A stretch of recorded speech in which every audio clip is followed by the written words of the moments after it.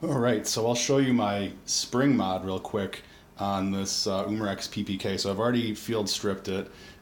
This is the newer version that doesn't have the piercing thing at the bottom twist handle. It's just it comes with a little Allen key one, and this is pinned right the trigger guard.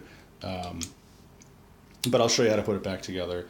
So anyways, this mod is really simple. You just have the stock spring here, and I was never really very happy with the blowback action, or more just like the sliding or the racking of the slide. It seemed really weak, and so I tried cleaning up these surfaces and doing a little bit of emery paper stuff and just some trying to make everything smooth and still it was smoother, but I didn't like the power. So anyways, I went to Lowe's and got a compression spring, and I don't have the packaging anymore, but it was pretty cheap, and the spring was about twice as long. So this is the spring just about cut in half, and I found that to be pretty good here. So what I did is I kept the flattened end here. I'm going to keep that against the barrel part of the slide. It's going to be up against that.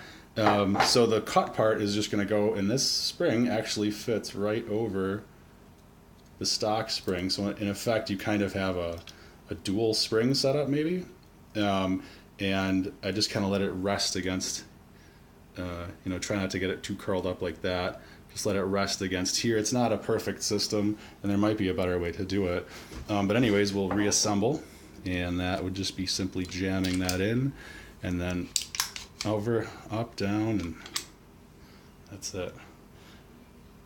And if that went too fast for you, the way you field strip one of these is, and this has CO2 in it, which I would not advise, you pull the trigger guard down and hold it over to the side, and then it's just back, up, off, and you have to jiggle a little bit. So here you can see my captured spring setup, and it really does work well. I think you have to set it up for success though. So we're going to get that spring up against there, get this in, we'll engage both springs nicely, everything's good.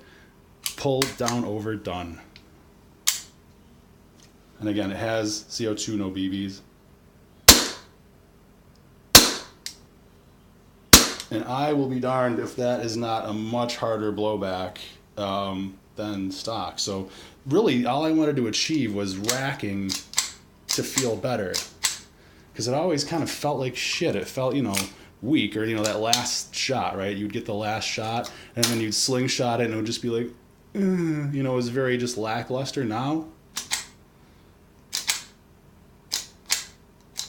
I don't know if you can really tell how much better that is. But it's much better. And then again, the blowback, the recoil is better.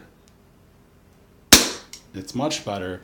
And I don't know if what effect that might have on the BBs coming out, the barrel end, to increase the spring tension, the back pressure on the blowback system. But in any event, it works great. So there's that last shot, and then you would get it, slingshot it, and it just goes back. I mean, stock, and you might know this, if you're pointing it straight up in the air, it might not even return. It might get like stuck down there with the stock spring, and none of that nonsense anymore. It just racks very nicely. And I would suggest that you go to Lowe's, get that cheap compression spring, cut it in half, and just chuck it in there. And it works really nice. And I haven't had any problems yet, like with the spring getting messed up or binding or anything. It's in there, it's part of the assembly, and it works great.